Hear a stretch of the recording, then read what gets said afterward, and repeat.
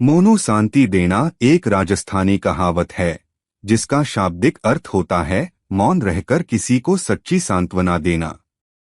यह कहावत बताती है कि कभी कभी शब्दों की जगह मौन और साथ ज्यादा ताकतवर होता है। यहाँ एक छोटी सी कहानी है जो इस कहावत को दर्शाती है। कहानी मौन की सांत्वना।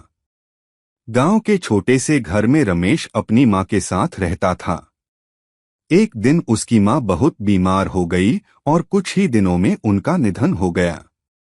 रमेश टूट गया था, उसका पूरा संसार उजड़ चुका था। गांव के लोग सांत्वना देने आए। कोई कहता हिम्मत रखो, कोई कहता सब भगवान की मर्जी है, लेकिन रमेश बस चुपचाप सुनता रहा। इन शब्दों से उसे कोई राहत नहीं मिल रही थी। तभी उसका बचपन का दोस्त अर्जुन शहर से आया। उसने कुछ नहीं कहा, बस आकर रमेश के पास बैठ गया। घंटों दोनों चुपचाप बैठे रहे। अर्जुन ने रमेश का हाथ थामा और बस उसकी आंखों में देखा। बिना एक शब्द बोले अर्जुन ने वो सब कह दिया जो किसी शब्द से नहीं कहा जा सकता था।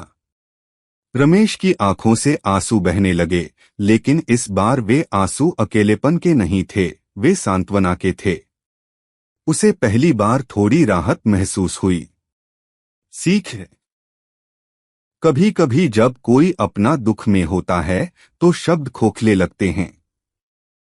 ऐसे समय में सिर्फ मौन रहकर साथ देना ही सबसे सच्ची सांत्वना होती है। यही है मोनो शांति देना।